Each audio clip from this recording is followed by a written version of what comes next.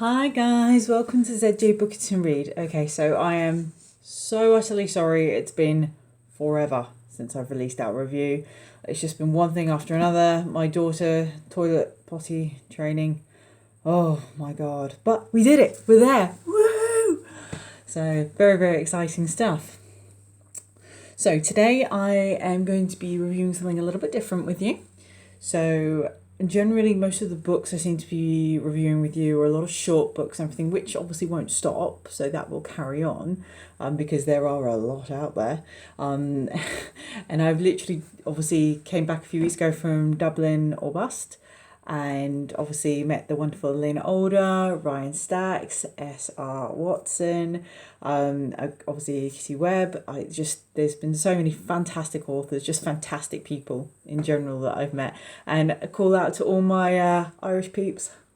You know who you are, Ida.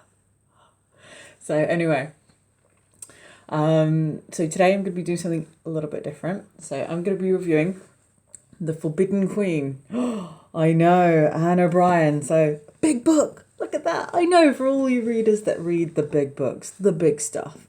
So you'll find that when it comes to a lot of the bigger books and everything, a lot of them will be historical based, because I am a massive historian and archaeological fan. I have so many archaeology books and history books. So if you find you see a lot of that reoccurring, that's me. Yeah, can't help it. I like history. It is what it is. So I am going to probably just read the back of this, just for some of you that have never read this. I think a lot of you probably have, so you know what's going to happen. So basically this is, I thought I was smart remembering the date. I'm obviously not. 1415. Yes, you heard me. Set in 1415. So the jewel in the French crown, Catherine Delvoye, is waiting under lock and key for King Henry V. While he's been slaughtering her kinsmen in, I don't know if I'm saying this right, Agincourt, Catherine has been praying for marriage to save her from her misery, but the brutal king wants her crown, not her innocent love. For Catherine, England is a lion's den of greed, avarice, that's my dyslexia kicking in that one, and mistrust. And when Catherine is widowed at 21, she is prize ripe for the taking. Her young son, the future monarch, her hand in marriage worth a kingdom. This is a deadly political game on the Dowager Queen must learn fast. The players, the Duke of Gloucester, Edmund Beaufort, and Owen Tudor, are circling.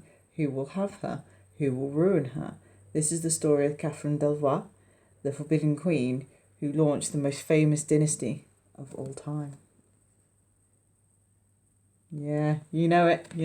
So those of you that know anything about history, you know exactly who this is.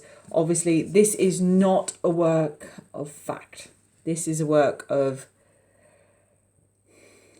loosely based fiction. So this is obviously based on, has real events in there, but obviously we don't know specifically what all these people's thoughts and feelings, everything were. So obviously there is quite a bit of fiction in there. I go with all this, but it is really well written. Obviously it's not a short story. This is one that is going to take you a while. This took me probably about a week and a half to read. So generally I'm a very fast reader. I can read books within a day, probably two. But this, it took me a little bit to kind of go with it. I love the author. I think, I really do like her work.